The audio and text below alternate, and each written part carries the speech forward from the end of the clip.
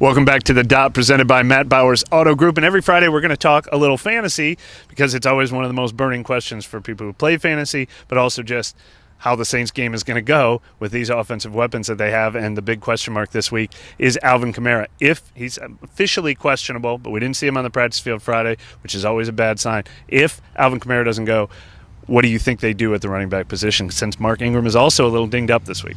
I think we're going to see a lot more Tony Jones Jr. I think it might be his time to shine. It looked like that was maybe the direction it was heading. The wild card here, of course, Latavius Murray being back on the practice squad, maybe he comes up. But I still would think, even if he's active, I think we're going to see more Tony Jones Jr. I think Dwayne Washington would probably get carries before Latavius Murray. And the question is, Ingram, who we saw limited during Wednesday's practice. Normally, I would say for the rest of the year, if ever Mark Ingram was a full go all week and Alvin Kamara was going to miss time, put Ingram right in your lineup. He's the kind of guy who can get 20 touches a game. His injury status is the only thing that gives me pause.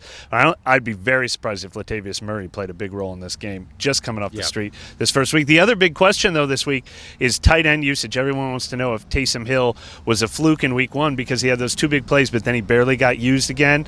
I actually think he could be part of the run game solution, to be honest. And I don't think that was much of a fluke, what we saw. Now, Juwan Johnson is coming along as a tight end. He played a ton when they were in hurry up, which kind of nullifies the fantasy impact of all three tight ends. But do you think Taysom Hill is the kind of guy you would trust in your fantasy lineup if you were looking for any Saints tight end to put in there? I started him last week, and it paid off. And look, honestly, I think we're going to see more and more of him going forward. I think the fluke here is just that he only had just a couple snaps. He didn't play a lot during the summer. He was injured. He's transitioning to a new position. As he picks everything up and becomes more comfortable with the things he's doing, I think we're going to see a higher volume for him, and that's targets, that's carries. I think every week he's going to have a package of plays, and I think it's going to be bigger than it was last week. Everyone was so thrown off by the fact they said he doesn't play quarterback anymore. That doesn't mean he's not going to do that quarterback package he's always done, and people cannot forget that they gave him a 4-year, $40 million contract extension late November last year when they knew he wasn't going to play quarterback. They did that because they want him to be a big part of this offense.